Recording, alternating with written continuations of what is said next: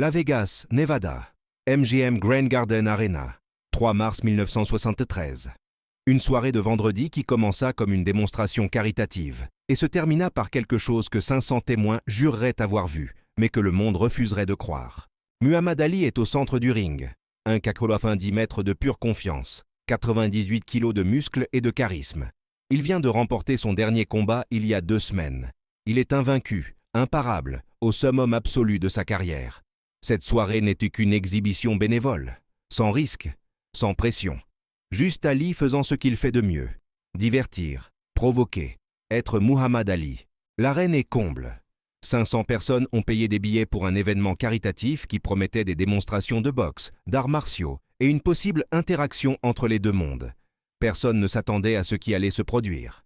Bruce Lee a été invité à faire une démonstration de Jeet Kune Do, sa propre philosophie des arts martiaux.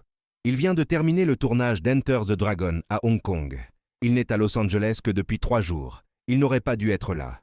Il avait d'autres engagements, mais quelqu'un de la production connaissait quelqu'un du manager d'Ali, et une invitation a été lancée. Une démonstration rapide, 10 minutes au maximum, montrer quelques mouvements, partir. Simple. Bruce monte sur le ring vêtu de son uniforme traditionnel noir. 1,72 m, 64 kg. La différence est absurde quand il se tient aux côtés d'Ali. Il ressemble à un homme ordinaire à côté d'un géant. Le public murmure. Quelques rires nerveux. Ça va être bizarre. Ali s'approche, arborant ce sourire qui a illuminé 1000 couvertures de magazines. Il tend la main. Bruce la serre. La poignée de main dure 3 secondes. La main d'Ali engloutit complètement celle de Bruce. Puis Ali parle, fort, pour que toute l'arène l'entende. « Alors tu es le gars du kung-fu dont tout le monde parle, hein, le petit dragon ?» Il traîne les mots en faisant son show. « Ravi de te rencontrer, petit dragon. Tu parles anglais ?» Bruce répond avec son accent caractéristique de Hong Kong, fort et marqué. « Yes, I speak English. Thank you for having me here tonight, champion. » Ali regarde le public, puis revient vers Bruce et fait alors quelque chose que personne n'attendait. Il commence à imiter l'accent de Bruce, en exagérant chaque syllabe, en courbant la posture, en faisant des gestes stéréotypés avec les mains. « Oh, yes, yes, I speak English very good. I am Bruce Lee. I do kung fu. Very fast, very strong. » Il fait des mouvements rapides et exagérés avec les bras, imitant de manière caricaturale des poses d'arts martiaux. Le public ne sait pas comment réagir. Certains rient mal à l'aise, d'autres restent silencieux. Cela a franchi une limite. Ali continue. « Apprends-moi à parler comme toi, petit dragon. » Comment dit-on ? Muhammad Ali est le plus grand dans ta langue. Il s'amuse, nourri par l'attention, par les rires nerveux du public. Il ne réalise pas qu'il a franchi une limite. Il ne voit pas le changement dans les yeux de Bruce. Bruce Lee ne bouge pas, ne répond pas. Son visage reste parfaitement neutre. Mais quelque chose a changé. Quelque chose de fondamental. Les personnes les plus proches du ring le remarquent. Une tension qui n'était pas là avant. Un silence qui semble trop dense pour n'être que l'absence de son. Ali finit par arrêter de rire. Il regarde Bruce. « Allez, petit homme, c'est juste une blague. Tu ne vas pas pleurer, hein ?» Il donne une tape sur l'épaule de Bruce. Une tape condescendante, du genre qu'un adulte donne à un enfant. Bruce parle. Sa voix est basse, mais chaque mot tranche l'air. « Tu veux voir une démonstration de ce que je fais, champion ?» Ali ouvre les bras. « Bien sûr, c'est pour ça que tu es là, non ? Montre tes trucs de kung-fu au public. Voyons cette magie orientale. » Bruce recule d'un pas. « Ce ne sera pas une démonstration pour le public, ce sera une démonstration pour toi. » Il pointe directement Ali. « Tu restes immobile. Je vais attaquer une fois, une seule fois. Si tu arrives à te bloquer ou si je ne parviens pas à te toucher, tu avais raison. Je ne suis que des trucs de cinéma. Mais si je te touche, tu arrêtes les blagues. » L'arène se tait. Cela a escaladé de manière totalement inattendue. Ce qui devait être une soirée légère de charité vient de se transformer en quelque chose de complètement différent. Le manager d'Ali s'approche rapidement du ring. « Bruce, ce n'est pas nécessaire. C'était juste une blague. » Ali ne voulait pas offenser. Bruce ne détourne pas les yeux d'Ali. « Je sais, et je ne suis pas offensé, mais il a demandé une démonstration. Il va en avoir une. » Ali regarde autour de lui. 500 personnes observent. Il ne peut pas reculer maintenant. Il ne peut pas avoir l'air d'avoir peur d'un instructeur d'arts martiaux de 34 kilos plus léger. Son ego ne le permet pas. Son image ne le permet pas. « D'accord, petit dragon. » Il reprend le surnom, mais il y a moins d'humour dans la voix maintenant. « Tu veux me toucher ? Viens. Je vais rester immobile. Je vais même baisser les bras. Touche-moi avec ton meilleur coup. Voyons si le kung-fu est réel ou si c'est juste de la chorégraphie de cinéma. Bruce secoue la tête. Je ne vais pas frapper ton visage. Je ne vais pas te mettre KO devant ce public. Ce serait irrespectueux. Mais je vais toucher ton corps. Et tu vas le sentir. Ali rit. Mais c'est un rire différent maintenant. Moins confiant. Toucher mon corps. Vas-y, Bruce Lee. J'ai été touché par Sonny Liston, par George Foreman. J'ai été touché par les coups les plus forts de la boxe. Tu crois que tu vas m'impressionner? Bruce ne répond pas. Il se positionne simplement à 3 mètres de distance. L'arbitre de la soirée, qui n'était là que pour superviser des démonstrations amicales, ne sait que faire. Cela n'aurait pas dû arriver. Mais c'est en train d'arriver et il ne peut pas l'arrêter. Ali ouvre les bras. Il baisse complètement sa garde. Son torse est exposé. Il offre une cible parfaite. Prêt quand tu le seras, maître kung-fu. Bruce inspire profondément. 1 fois, 2 fois. Son corps se relaxe complètement. Ses mains pendent le long du corps.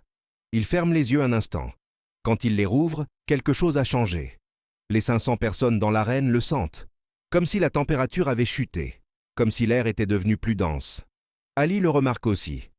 Son sourire vacille. Pour la première fois de la soirée, il semble incertain. 3 secondes passent. Bruce ne bouge pas. 4 secondes. 5. Le public retient son souffle. 6 secondes. 7. Le silence est absolu. 8 secondes depuis la dernière provocation d'Ali. Puis Bruce bouge. Il n'y a pas de préparation. Pas de mouvement télégraphié. Pas de tension musculaire visible. Son pied droit glisse de 30 cm vers l'avant, en un angle. Simultanément, d'une manière si rapide qu'elle semble défier les lois de la physique. Sa main droite parcourt les 3 mètres en une ligne parfaitement droite. Ce n'est pas un coup circulaire comme en boxe. C'est un coup linéaire, direct, lancé depuis une position impossible. Le son est sec. Un claquement. Le poing de Bruce atteint le sternum d'Ali, juste en dessous du centre de la poitrine, sur un point spécifique d'acupression que les maîtres d'arts martiaux mettent des décennies à localiser avec précision. Muhammad Ali, l'homme qui n'a jamais été mis KO, l'homme qui a absorbé les coups les plus puissants de l'histoire de la boxe, s'arrête simplement. Son corps se bloque. Ses yeux s'écarquillent. Sa bouche s'ouvre mais aucun son n'en sort. Il essaie de respirer et n'y arrive pas. Ses bras, qui étaient ouverts en défi confiant, retombent le long du corps. Ses jambes tremblent. Et puis il tombe, pas en arrière comme un boxeur mis KO. Il s'effondre simplement, comme si quelqu'un avait éteint un interrupteur. Ses genoux plient et il tombe en avant, se rattrapant avec les mains au dernier moment avant de frapper le visage sur la toile. L'arène explose dans le chaos. Des gens qui crient, se lèvent, courent vers le ring. Le manager d'Ali saute dans le ring. Le médecin de la soirée accourt du bord. 3 assistants montent simultanément. Bruce Lee est immobile exactement là où il était quand il a frappé. Il n'a pas bougé, n'a pas célébré. Il observe simplement, l'expression neutre, tandis que Muhammad Ali est à 4 pattes sur le sol, essayant désespérément de faire fonctionner à nouveau ses poumons. Ali tousse. 1 fois, 2 fois. L'air entre dans ses poumons en bouffées irrégulières et douloureuses. Le médecin est à ses côtés, vérifiant son pouls, regardant ses pupilles. « Champion, vous m'entendez ? Respirez lentement. Lentement. » Il faut 45 secondes pour qu'Ali récupère une respiration complète. Quand il parvient enfin à parler, sa voix est rauque et basse. « Qu'est-ce que c'était ?» Bruce s'approche. Le public recule instinctivement, comme s'il était dangereux. Et peut-être l'est-il. Il s'agenouille auprès d'Ali. Parle bas, juste pour qu'il l'entende, mais certains captent les mots. Ça s'appelait le Dim Mak, le toucher de la mort. Pas vraiment la mort, mais le toucher sur des points vitaux. Tu as 108 points de pression sur ton corps, champion. Des points où nerfs, méridiens et énergie se rencontrent. J'en ai touché un seul. Si j'avais voulu, j'aurais pu arrêter ton cœur. Mais je ne suis pas venu ici pour combattre. Je suis venu faire une démonstration, comme tu l'as demandé. Ali le fixe. Il y a quelque chose de nouveau dans ses yeux. Du respect, de la peur, la reconnaissance de quelque chose qu'il n'avait jamais rencontré auparavant. Bruce tend la main. Ali hésite, puis la prend. Bruce l'aide à se relever. Le champion du monde des poids lourds est instable, s'appuyant sur l'homme de 34 kilos plus léger. Ali teste sa voix, toujours rauque. « Tu pourrais refaire ça ?» Bruce secoue la tête. « Pas aujourd'hui. Ton corps est en alerte maintenant. Mais oui, je pourrais.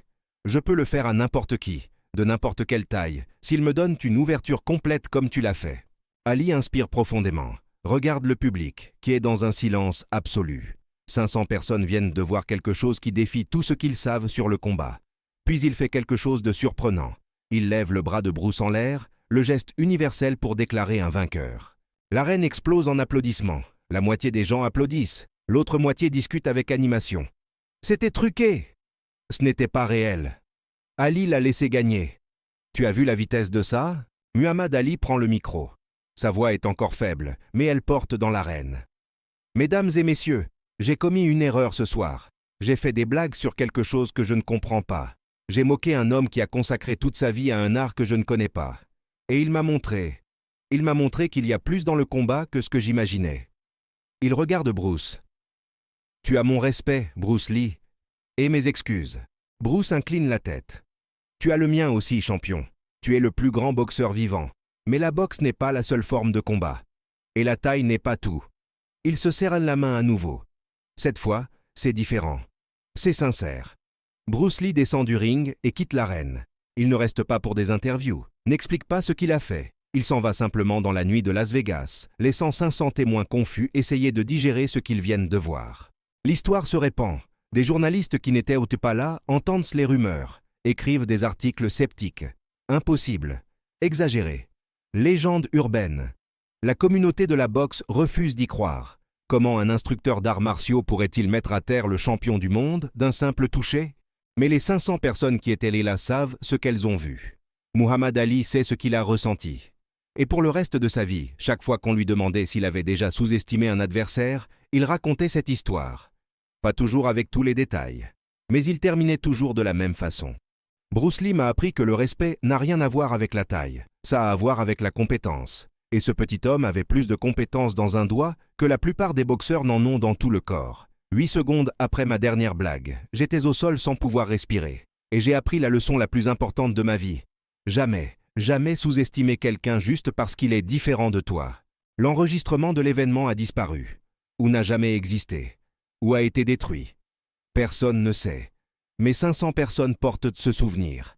Et Muhammad Ali a porté le souvenir de ce coup pour le reste de sa vie. Le coup qu'il n'a pas vu venir. Le coup qui a arrêté un champion du monde. Le coup qui a prouvé qu'il existait des mondes entiers de connaissances du combat au-delà du ring de boxe. 8 secondes. C'est tout ce qu'il a fallu pour changer la perspective du plus grand boxeur du monde.